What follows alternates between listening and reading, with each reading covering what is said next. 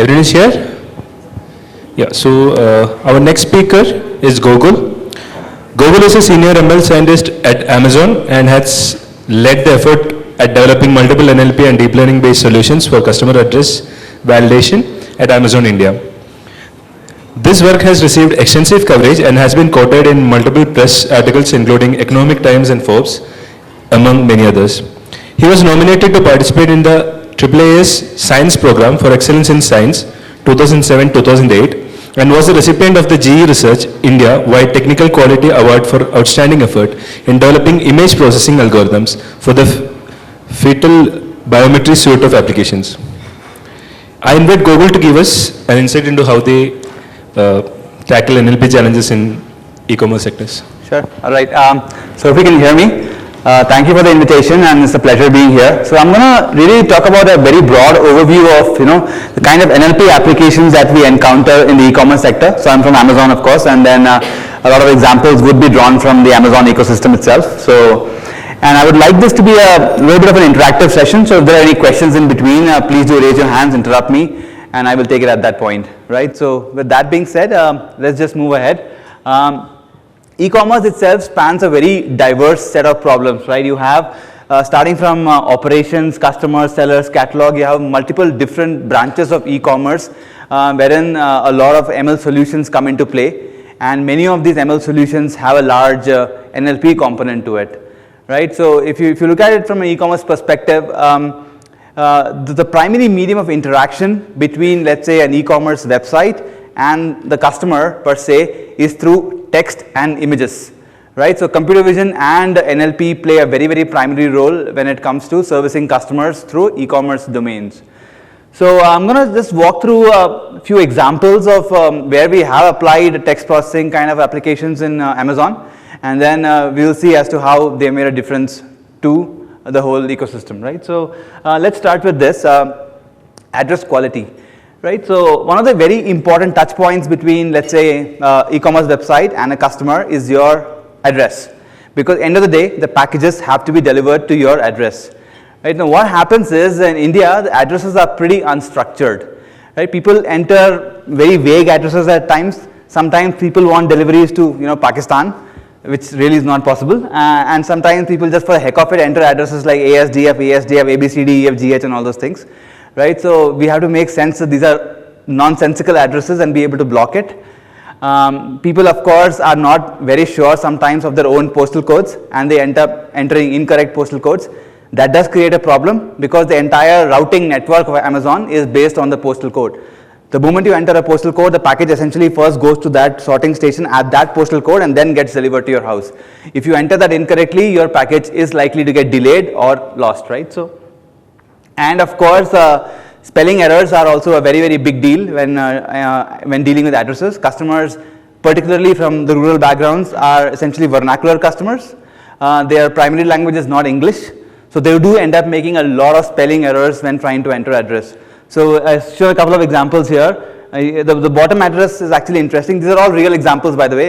They are real. I have obviously obfuscated the numbers to kind of have the privacy in place, but they are examples of real addresses. The customer here, for instance, forgot to put spaces in between his address, right? So it turns out to be one long string. So how do you expect a delivery agent to kind of make sense of what this address is? So you have to handle such cases and be able to make sense out of it and then go ahead and make the delivery. So let's see what we can do from an NLP perspective to be able to solve these kind of problems, right? The first thing that you can do is kind of come up with some methods for address standardization. The customer enters the address, you come up with methods to standardize the address. Now, like I said, this is unstructured, and we don't really have an authoritative database of addresses from which we can start learning, right? So essentially it's an unsupervised, unstructured kind of a problem. So how do you correct for things like spelling errors? So one potential way could be, for example, if you have a database of correct spellings, you could kind of learn models, for example, LSTM models or whatever it is, to be able to infer the right spellings, but we really don't have it. We don't even know what the correct spelling is. So what we can do is in this case is kind of build more the statistical language models, which essentially learn from, pairwise, like bigrams, trigrams, or even more complicated, deep learning based language models. So in this case, for example, what we have done is implemented something known as a noisy channel. So what this really implies is that your address is passing through a corrupted channel, and what you're observing is essentially a noise corrupted version of the address, right? And what we want to do is now we want to reverse this process and to be able to obtain the proper address. So it has two components to it. One is channel model, which essentially talks about how your address does get distorted. I'm not going to go into the details of the math here, but essentially you can think of things like edit distances, the phonetic distance, and so on and so forth. And there is a language model, right? And the language model here will obviously be different because this is not essentially English. This is not spoken language, right? There is no nouns, pronouns, and all those things here. It's essentially address, right? So you have to learn a different language model for this context and apply this here to be able to make the spelling corrections and so on, right? So, and you can see. So after having gone through this process, you can see that we are actually now able to make much better sense of what the addresses need to look like in this couple of cases here. So this is the first step in the whole process, is that you want to first standardize your addresses and then kind of be able to try to make sense out of it. And the second step is the pin code prediction. This is a fairly simple task essentially. I mean, you can just think of it as a multi-class model, where you have a sequence of address text at the bottom. You train a bare bones sequential classifier, and you're done with it, right? So, and this is actually a simple problem to solve, and we have solved it. And if you enter a wrong pin code, you will be prompted to enter your right pin code. The thing is that most of the models that I'll be discussing here today are actually implemented, right? They're implemented in production systems. They are live, and they work pretty much in real time to be able to do all the things that I'm going to talk about. Okay, and then finally, like I said, there are also issues with fake addresses, incomplete addresses. Like people enter address like, let's say, Indiranagar, right? Just entering a text as Indiranagar is really not enough to be able to deliver your package. I mean, where in Indiranagar, which main, which cross, which street, house number, and so on and so forth. So what we have to do is, basis the entered address, this is the raw text, we have to be able to determine as to whether this address is deliverable or not. If this address is not deliverable, if it's really a very bad incomplete address, we should be able to interject the customer and say, hey, your address looks incomplete, why don't you just go and complete your address so that we can make a delivery, right? So how do we do that? So what we can do again is that in an unsupervised context, you can think of it in this way. The moment you enter an address text, right, what I can do is I can go back to my database wherein I have made successful deliveries, and I can compare your address with what has been entered by other customers in the past. So for example, if there are customers in Indiranagar who happen to enter their addresses and they all happen to enter a street name, main cross, and so on, and you have not done it, I would be able to infer that information and to be able to score it. How do we do that? Essentially, we kind of form a fully connected graph and then do graph inferencing on that. Really not going into the details of all that, but that's pretty much the notion of how you would do it. And of course, the database is fairly large. You need to address the problems of scale. I mean, obviously, the moment you enter your address and click save, the whole thing has to be done within, like, say, 50 milliseconds or so. So what you have to do is you have to use very, very fast, sophisticated methods for searching a database, for example, locality-sensitive hashing and so on, to make this process scalable at Amazon scale or e-commerce scale. Okay. And the third aspect that is kind of important is that can you kind of take the address and break it down into its components, right? In a way, look at it this way. Again, I'm going to go back to the same example of Indiranagar, right? Does it make sense to look at Indiranagar as Indira as a separate token and Nagar as a separate token versus take the entire entity Indiranagar as one token and make it as a locality? This is again is a very fairly well established and solved problem in NLP, name entity recognition, and there are multiple models to do that. So current state of the art, of course, is you can use some kind of BiLSTM CRF models, wherein essentially you have a BiLSTM model sitting at the bottom, and then you connect it to a fully connected layer, and at the top of it you have a conditional random field that is able to generate your class labels or your NER tokens, right? So we have done this. There are some more recent advances. For example, everybody here I believe has talked about BERT, and it's becoming pretty famous now. So you could perhaps you could perhaps replace the bottom layer by BERT embedding, hopefully to give a much better result, but that's something we haven't explored so far, and we might do that going forward. So but once you're able to do this, then you have a much nicer representation of your address token. And then it's also much more easier to build things like address quality, because then we know that if you have not entered something, what is the entity that you have not entered? Have you missed out a road name, or have you missed out a locality, and so on and so forth, right? So this is one particular example. So you can see it in action. So for example, I show a bunch of addresses here. So the customer first entered Malleshwaram West. We detected it as a very bad address. We gave it a low score based on the framework we just discussed. As and when he adds more and more information to the address, we can see his score improving, right? And this is how the progression happens, and we are able to actually associate whether the address is good or bad, whether it is deliverable or undeliverable. So this is one problem that we had in Amazon, and we have been able to solve it using text processing and NLP based methods. Right, let's move on. If there are any questions, again I say you can just interrupt me.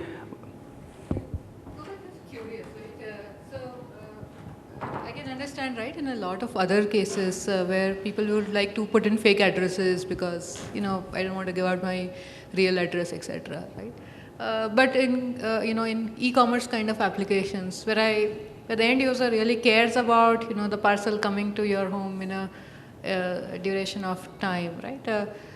This is just curious at a philosophical level, right? Why do we still see a lot of noise in the address, at least in the e-commerce kind of scenario? So I think I'd say a few reasons. One is people just want to do it for the fun of it, right? I mean, the thing is that India has pioneered this concept of cash on delivery, right? So there is no skin in the game. You can place an order, you don't have to pay anything for it. Whether the product reaches you or not, it doesn't matter to you. So you can do whatever address you want. If it doesn't come, it doesn't come. I don't really care about it. For the fun of it, you do it. But there are also more such things happen from an abuse perspective. For example, let's say you are selling some product on Amazon and you have a competitor, right? You would want to exhaust the product of your competitor so that your product now starts figuring on the top, and then people start buying it. So what you would do is you will order a bunch of those products, put in a fake address. So it will never reach the other guy, but his inventory gets blocked. So a lot of reasons people do it, but actually some of these are also genuine. People in Pakistan genuinely want Amazon to deliver to them, but of course we can't do that, right? So such things also happen. So.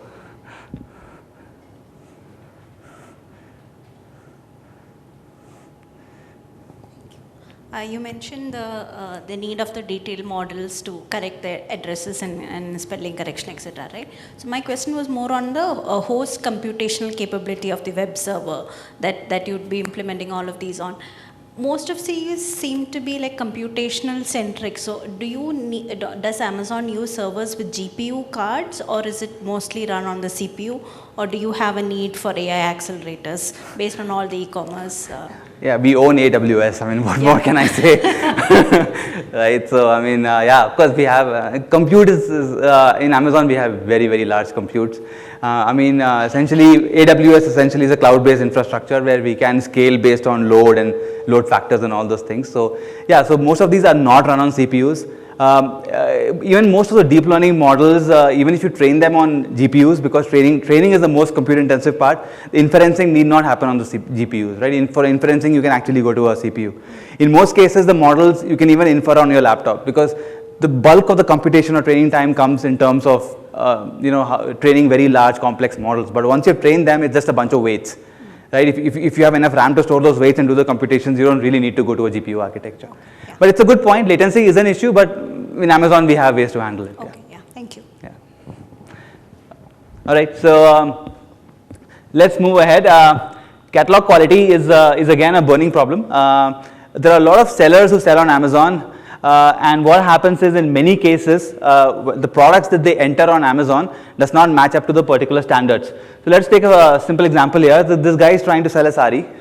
So what will happen is, just to make sure that this product features in the search listings, the seller will try to put all kinds of spam keywords into his product. For example, the guy would be selling a simple unbranded shoe, but then in the keywords he will put things like Nike, Adidas, Reebok, and no matter what, the entire gamut of things.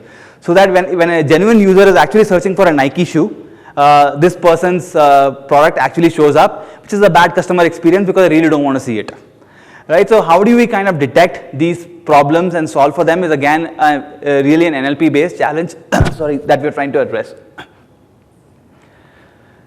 And of course, in catalog there are other kinds of defects also. So I think many of the speakers before have alluded to this fact that NLP alone is not, is not the mea culpa. There are other things that have to go along with it. You have to also look at NLP in conjunction with vision and other ML based applications, right? So in this case, for example, the person who has entered his product has not created the image up to the Amazon standards, and that is something we need to detect, right? So, and there are many other defects. For example, if you look at this, I'm not sure if you can read this, but this is a image of a product, right? It's a bag essentially, but the title there says T-shirt, right? And here it's at least if I'm not colorblind, at least this looks pink to me, but the title says blue. Right, so these are all catalog defects, and these are bad experiences because if you're searching for a blue product, if a pink thing shows up, it's not a good experience. So how do we kind of detect these mismatches and automatically correct them is again a problem that we're trying to address. So how can we do that? Essentially, sorry. So again, it now kind of boils down to a NER kind of framework. Can you take the product title, let's say, or even the product description, and try to extract relevant fields from this title? So I think many speakers have alluded to the fact that information extraction from NLP is somewhat of a easier problem to solve, and it is in some sense true, right? So for example, if you take this title here, you can start extracting things like the brand is Dustin, the color is transparent black, and so on and so forth. And you can do that by, again, kind of using a similar LSTM CRF kind of framework to do that, right? So, and then the second aspect is, can you go dig into the images and extract features from those images? And of course, there are multiple deep learning models to do that. For example, you have ResNet models or VGG models that are pretty famous, which are very, very deep models that can extract relevant image features like, is the image of good quality, the color, the predominant color in the image, the category of the product, and so on. And then finally what you can do is you can kind of take the text NER that you just performed, match it with what you see from the image, and if there is some mismatch, you can flag it off and go and automatically correct the product's catalog and kind of make it more robust, right? So that's how you can do this. Okay. So moving on to the next application where we see a big impact in terms of NLP is search, right? Search has many nuances to it, right? I mean, earlier on, probably when search began, the idea was that if you search for a string, I will return you products or documents or whatever you want to call it, which contains the tokens that are present in your search query, right? We have moved away from that paradigm quite a bit, right? People now talk about semantic search. Can you understand the intent of the search query and match it to the products? And that is a problem that has to be solved. It has to be solved in literally it literally has to be real time, and it has to be very, very fast. Nobody's going to wait a few seconds for your search results to pop up. And it has to be solved at a scale which is humongous, right? I mean, there are billions of products in a catalog, and there are at any given time there are thousands and thousands of customers who are logging on and searching. So you have to manage both scale and volume of data and do this in near real time. So it's a challenging problem that is being worked upon, and there are many advances in this field itself, right? So here's the nuance of what I just talked about, semantics, right? A person comes in and searches for a red apple versus a person searches for an Apple iPhone, right? So the system has to understand that when I'm typing in apple, what I really mean is the fruit, but when I'm typing in an Apple iPhone, what I really want is the phone there. Of course, when you're typing in, for example, if I type in an apple, when I really want a red apple and you offer me an iPhone, I'm not going to buy it, unless of course it's for the same price, which is never going to happen. But that's what it is. You have to understand the intent behind the query. right? So that was a very glaring example. There are more subtle examples. For example, searching for an iPhone. If you end up showing an accessory for an iPhone, that's again not a great experience. So you have to understand the semantics here as to what the person is intending to search. So many such things. For example, a person who might enter the search query pant might also be interested in things like trousers, jeans, and so on, right? And leggings or whatever. So again, these all are related products, and they all have to be surfaced in an appropriate manner.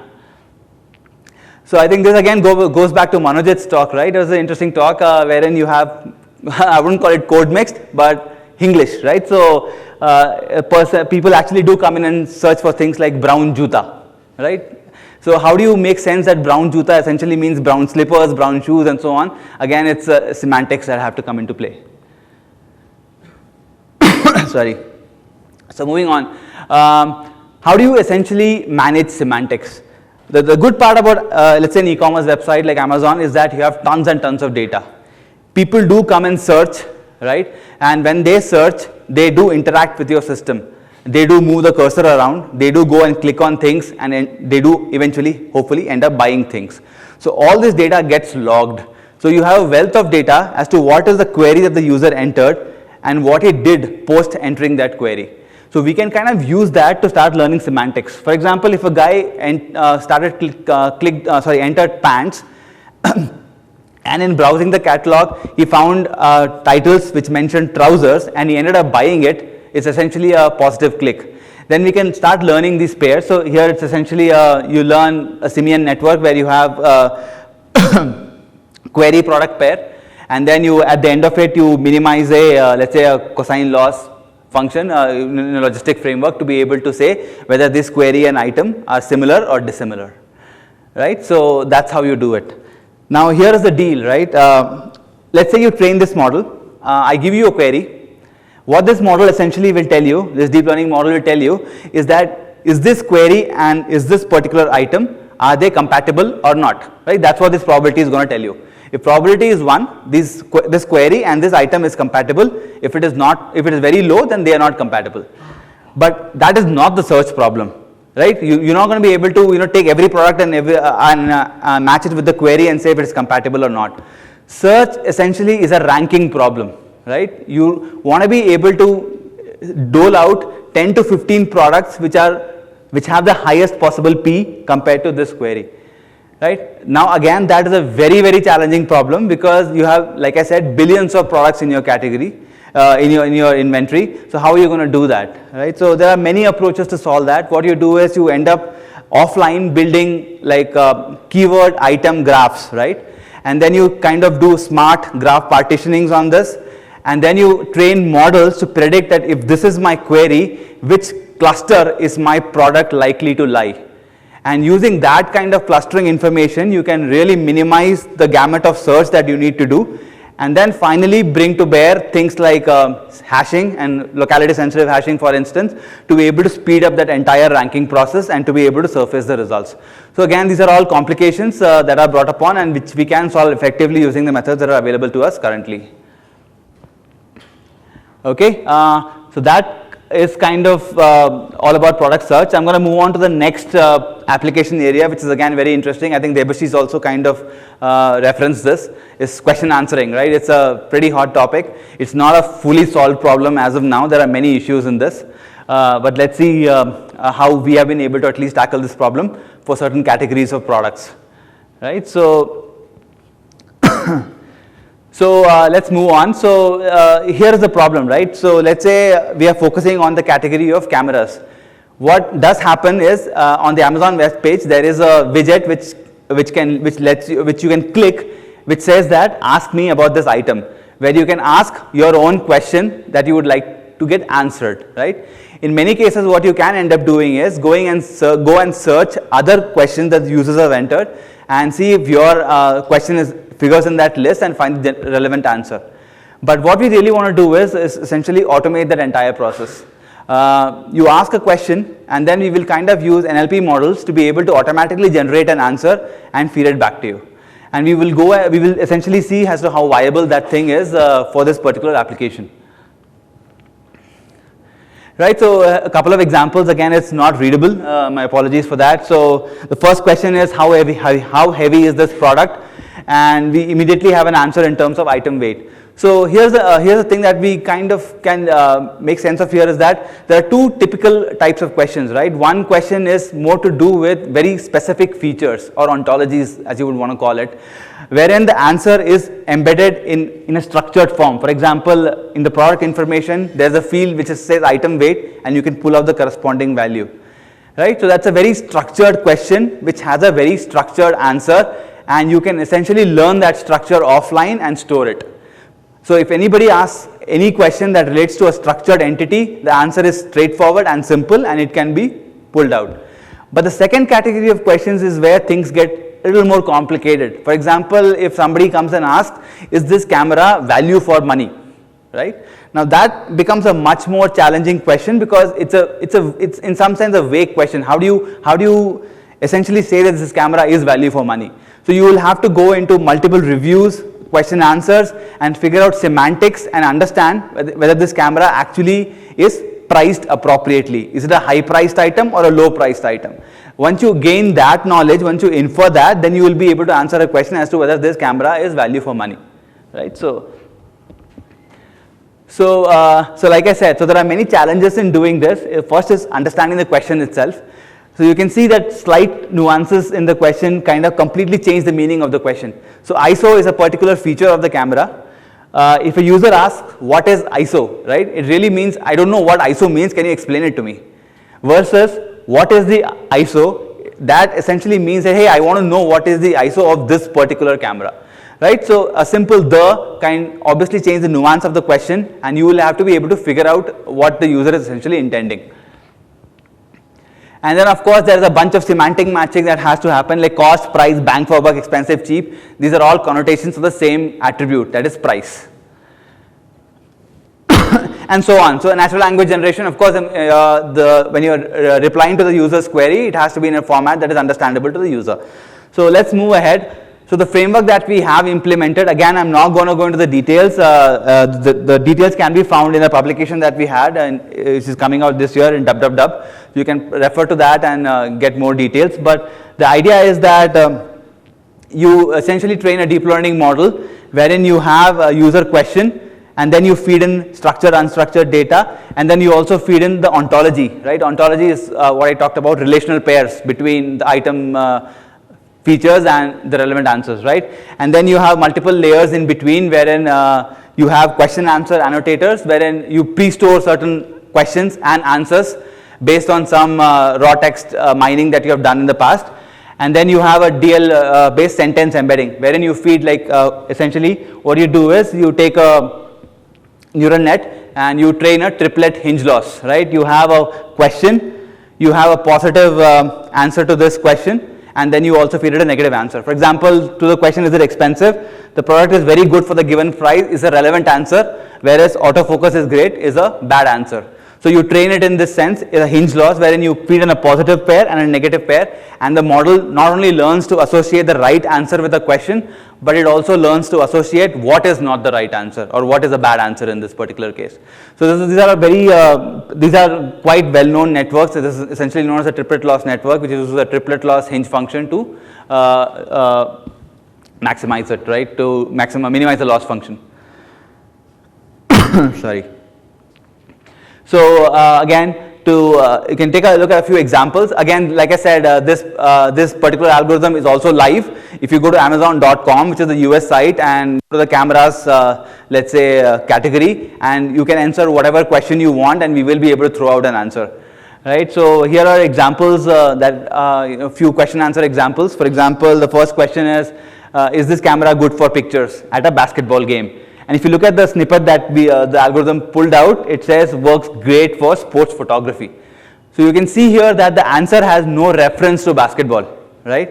It has no reference to, so even though it has no reference to a basketball, it is still learning the semantics that sports is related to basketball. So if somebody has commented that it's good for sports photography, it automatically kind of implies that it also works well for a basketball game. So here again, you can see the semantics at play, which become very, very important when answering questions. And again, some simple questions like what is the price and so on, it's able to handle pretty well. But like many people have mentioned, and of course all of you must know here, that models do make mistakes. I believe Debashish also mentioned that Saturday, Sunday example, which is pretty quirky. But here again, our algorithm also does make mistakes. For example, if you look at this question, how much weight can it hold? It actually ends up giving the weight of the camera itself. Instead of telling as to, essentially this question is for a tripod. The answer that it gave was the weight of the tripod itself, instead of mentioning as to what is the weight that can be placed on the tripod. So these are, it's again just to emphasize, this is again a very difficult problem. This whole problem of question answering and semantics, and this is a very difficult problem. It's still unsolved to a large extent. There's a lot of research going into this. So hopefully we will see some more rapid advances in this field going forward. Okay, let me do a quick time check. This problem I put in because you have text processing coming in fields that you would not traditionally imagine that it would exist. For example, demand prediction is traditionally considered a field of time series prediction. You have ARMA, ARIMA models and so on, right? But here also text input can actually play a significant role in trying to improve your model predictability. So I'm going to just quickly introduce the problem. Demand prediction, especially at Amazon scale, is difficult because you have a large range of products and there is quite a bit of sparsity in terms of sales, right? There are some products that sell very well and there are some products, the tail, which don't sell at all. So you have a wide distribution in terms of how much quantity a product sells over a given period of time, right? So it's a very challenging problem to solve. And there are also many other issues that come into play. For example, there are spikes in your sales, which you have to predict. If you end up missing those spikes, then you obviously end up grossly underestimating what's happening with your product sales, right? So you have to be able to predict them in advance. For example, every time an iPhone gets launched, we see a massive spike in iPhone sales. Because people get excited, they tend to buy a lot more iPhones. If you look at this kind of a swimwear kind of a dress, we see a massive spike in sales of this product around summer vacations, right? People essentially take a break, go swimming or whatever it is. So all these have to be factored in. So again, here the interesting part is I think people have started moving away from ARMA, ARIMA kind of models, and we can kind of bring to bear more deep learning kind of models to be able to make better predictions. So what we have employed in this particular case essentially is a multi-horizon quantile forecaster, wherein you have an encoder-decoder framework, which is slightly different.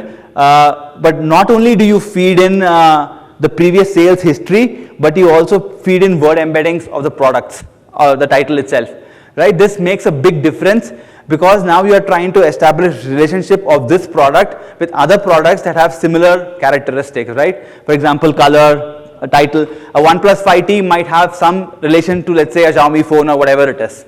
So things like that you start learning when you actually put in text embeddings into your model to be able to learn it. So again, so this actually gave us a fairly sizable improvement in terms of predictability. Okay, coming to the last section of my talk right now. Sorry. Again, this has to do with sentiment mining, right? Again, this is a very, very common problem that many people have explored, but it's also very useful in other contexts. For example, when you can actually mine sentiment semantics and be able to come up with, so what you can do is you can have a bunch of attributes, mine sentiments against those attributes and be able to predict how well your product is doing versus those attributes. So to give you an example, for example, this hot pan here, we have been able to mine the sentiment and say that people are generally very positive about the temperature handling of this pan and are very negative about the hotspots and the cover type, right? So now the benefit of doing something like this is that it offers invaluable insights to a designer that next time when you're kind of refreshing your product, you can go back and look at the things that really need improvement and to be able to come up with a much, much better product.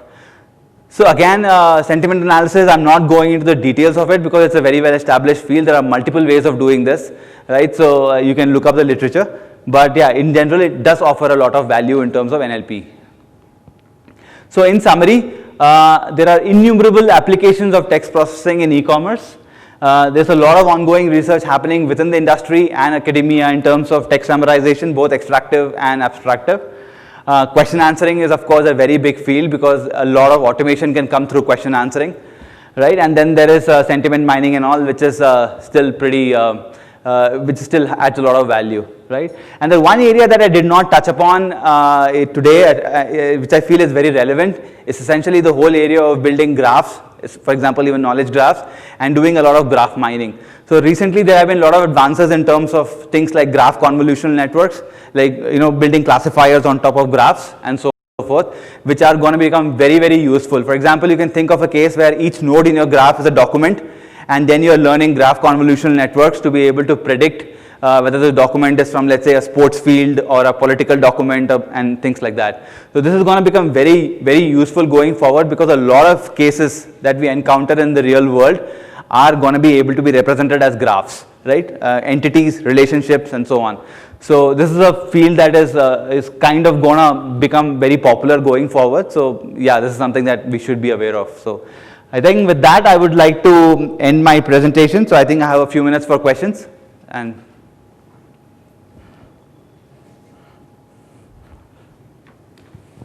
Okay, so two questions, Gokul, right? One, where you showed the network to match the query, Yeah. right? And then, extract some things out of the image. Just curious that I can imagine that you would have tons and tons of data, but really not a lot of labeled data, right? So how do you overcome that kind of challenge? you're talking about the search problem, right? Search problem, you do have labeled data. I see. You have labeled data because when a person searches for a query and he ends up clicking on an item in that particular session, it's a positive label.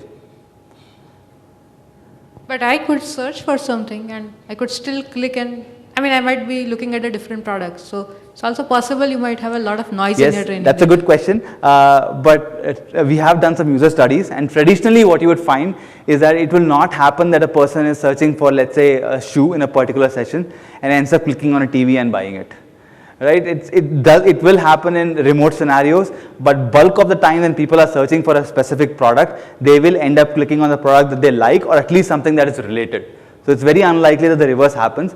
But you can also imagine it in this way: the number of search queries will be of the order of billions, right? And number of search queries of the order of billions, and then if you have that amount of data, even if you have noise, you will be able to overcome that noise and learn from those patterns.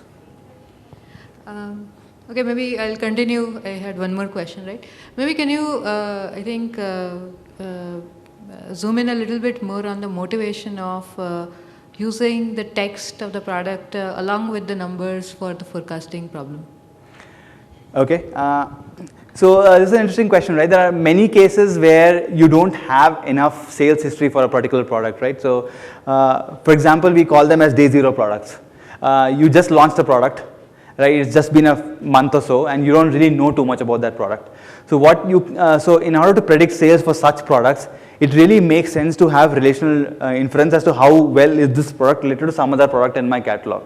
So having those kind of text inputs allows you to make those relational pairs, right? So in fact, there is a paper that was published in KDD, I believe, that from my group, which talked about product embeddings. Can you, like you have text embeddings, can you have product embeddings? The product embedding essentially takes in things like the text title, product description, images, and so on, and comes up with an embedding. So the whole idea is, can you relate this product to some other product and then be able to use that product's sales distribution to infer what's going to happen with this product? So that's where the bulk of the benefit comes in. If it's a very well established product, it's been selling for the past 5 years, then it's a straightforward forecasting problem. So the numerical data by itself is enough. So you're saying mostly for the cold start kind of Mostly for problem. the cold start kind of problems, yeah. Cool, thank you. So in the first problem you mentioned about correcting wrongly written addresses. You mentioned about a language model for correct addresses, right? So now so it will give like whether a written address fits with the language, whether matches the language model, right? So now for a wrongly written one, how do you convert it to a correctly written one? Is it through some transformations, etc.? Yeah, that's what a language model is, right? So what you're essentially, it's a noisy channel model, right? So what you're trying to do is, you're trying to maximize P of W hat given W. Right? W hat is your corrected sentence. And this W hat, P of W hat given W is modeled as a two-part probability thing. One is a channel part which takes into account distortion. For example, how much is the difference between, so let me put it this way, right? I'll take an example and do this. Let's take the example of spelling of Malleshwaram, let's say, right? It's Malleshwaram, right? Many people make mistakes in terms of writing it as Maleswaram, things like that. Now, if you look at the distance of Malleshwaram with this other incorrect spelling in terms of edit distance and sound X and all, it's going to be somewhat relatively limited, right? You're not going to misspell Malleshwaram as Indiranagar or something like that. So that's what your channel component encodes as to how different can these two spellings be, but still be a valid example. Right? And then the language part is essentially the posterior, wherein you say, hey, given whatever I have entered and based on the language model that I have learned, which is the best possible representation. So yeah, essentially what you're trying to do is model P of W given W, W hat given W, and trying to maximize argmax of this essentially. That's your best possible spelling.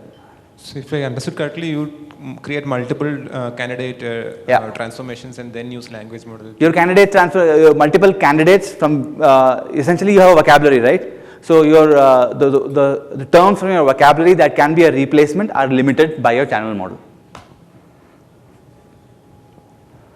Any other questions? Okay. Hey, thanks a lot, Gokul. Thank you. We took a couple more questions today. So with that, I'll request Anand to hand over our thanks, moment of thanks to Gokul. Thank you.